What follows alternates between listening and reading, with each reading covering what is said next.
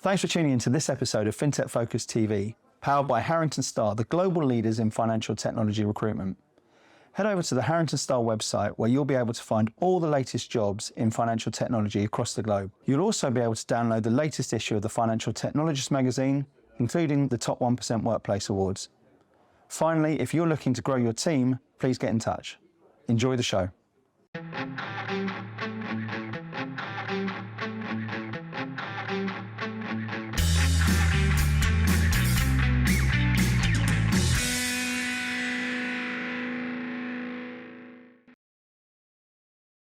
Hello and welcome to another episode of FinTech Focus TV with me, Toby, live here at the Excel Centre where we're at FinTech Connect. And today I've got another great guest on the show, Sergei from Stargaze. How are you doing? Nice to meet you. Listen, great to have you on. I've been hearing a little bit about your journey, the company's journey over the course of the last year or so. Sounds like it's a really interesting sort of phase. FinTech Connect's a great sort of place for businesses like yours to come in and speak and network and meet new people, etc., etc. Tell me a little bit about what why you're here, first and foremost. So the path that took me here, I'm a co-founder of a big fintech company back in Ukraine. It's a website to compare financial products, almost like money supermarket, money saving experts here in the UK. Okay. And those websites are very big. Even now, during the war in Ukraine, more than 4 million people visit those websites monthly to get information about financial products, currency rates, to order some financial products online.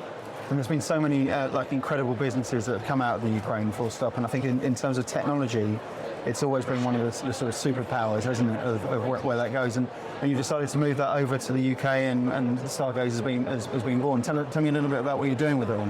Yeah, one of the last things we've built in Ukraine was a stock investing app for Ukrainian market, like a Robinhood but for Ukraine. Okay. We launched it a few weeks before the war started, and then we had to close it. Yeah. But that experience we are trying to export it to other markets, and that's how Stargaze app began. And so tell me a little bit about how that's been working. So it's about a year and a bit into the journey now. Yeah. Loving the journey, enjoying it? Yeah, startup experience is always nice to have. Yeah. Though it's not easy, but very fun. And difficult from the last time you've done it, because obviously very different sort of circumstances. Yeah.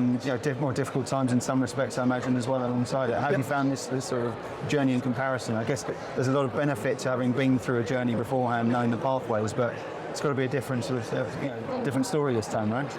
Yeah, of course, the previous experience helps, but it's so exciting to launch something into the new market, not your native country. So at the beginning we had a question where to launch this new venture, we looked at the US market and the UK market, and the UK market is much more harder from the regulatory standpoint.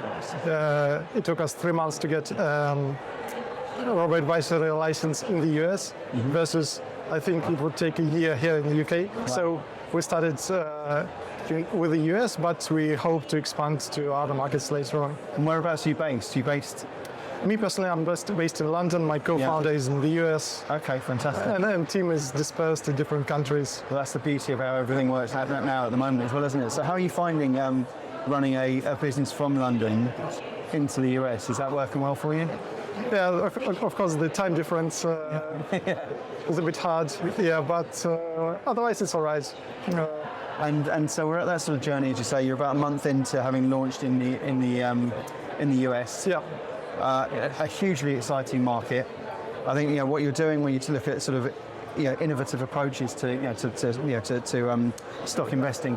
Not necessarily one of the most innovative areas in the world, full stop anyway. Yeah. That creates a load of opportunity for you, so it must be an exciting time for the business. Yeah, stock investing is super saturated in the US. Yeah. There is Robinhood, other big brokers, and each bank has a very simple mobile app to buy stocks. So at first it looked like a crazy idea to launch another thing in that market. But then we saw an opportunity. So in the US, lots of people, like around half of adult population, don't even have a brokerage account yet. So it's a very developed market, but still a lot of people stay away from stock investing. And there are lots of people who have enough money to invest, but they don't invest just yet. And a lot of companies are trying to bring these people to the market to solve this problem. And mostly people look at it as an accessibility problem. So if you make buying stocks simpler, people will come. Robinhood did just that, but still a lot of people avoid stock investing. And we started to speak to those people, looked at the research, and we saw that it's a problem of psychology and human behavior. So people find investing difficult, scary, complicated. They think, I need some time to dive into it, but I don't have this time right now. I'll do it later. And this later, it can be postponed for years and years. Absolutely, feet down the hill.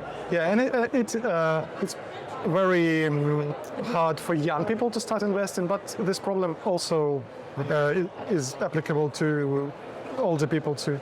And so we've designed an experience, an app that eliminates all the complexity from stock investing, that users don't need to make any hard financial decisions, and that's how Stargaze app was born.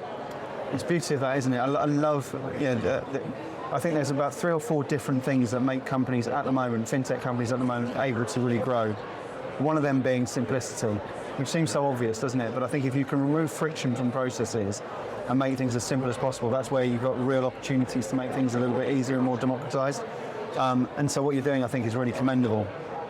I think it's also been a really interesting year for startups within this space, both in the US, in the UK, and everywhere in between. Is that I'm speaking in a minute on one of the stages about the macroeconomic situation, and we've just seen this entire cluster of things that get thrown at the startup world over the last 18 months or so. Yet I've seen massive resilience at the same sort of time. Part of that issue is around the sort of the funding aspect, and when you're launching a startup in maybe 21 and the first half of 22, you've got these high valuations, loads of money available, everyone wanting to get into the party. You've got this problem of being slightly after that sort of process, and then to be there and being in that situation is really exciting for you. And I think one of the sort of mantras I'm hearing more and more, particularly from the VC and the investment community, is good companies would always be able to raise money. So my view is the companies and the startups who are doing well at the moment, and who are launching at the moment, are those ones who've got real narratives of proper business behind them and the ability to sort of create and really build, not based on these sort of phony metrics which have allowed companies to grow and then suddenly struggle afterwards. I know you're at the stage where you're interested in funding at the moment. Tell me why you're a good company that should be invested in at that sort of stage. Yeah, quite right. In this environment, it's very hard to raise money to launch fintech products, but we're at the stage where we are like post-product. So the product is live. We've got all the licenses and regulations done on the US market. We've got first customer traction, which is really amazing because we found that users like this approach that we've introduced. And so our plan right now, we are getting traction in the US market, getting first like thousands of users for our startup, and then raising larger amounts of money from institutional investors. Because for this, like until this point, we've been funding this company for ourselves, raising some angel money, which I love as well. Yeah. And as Ukrainians, we know how to do this with very little budgets. So we're very cost effective. I think that helps us to keep building even at this environment.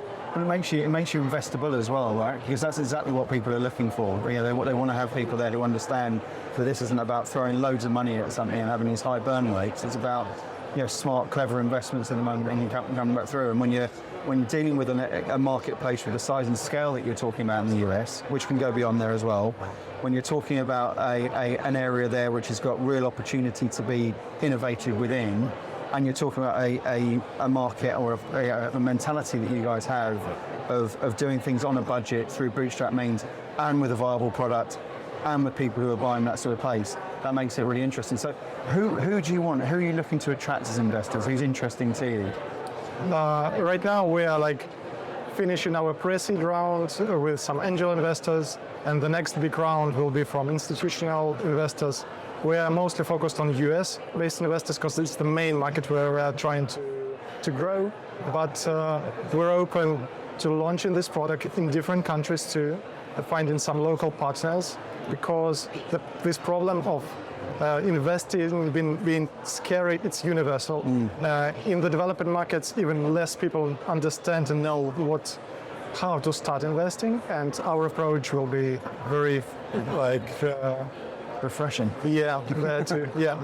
Superb. So as we look forward to 2024, we've got the investment piece and the growth of the business and sort of seeing it really take off.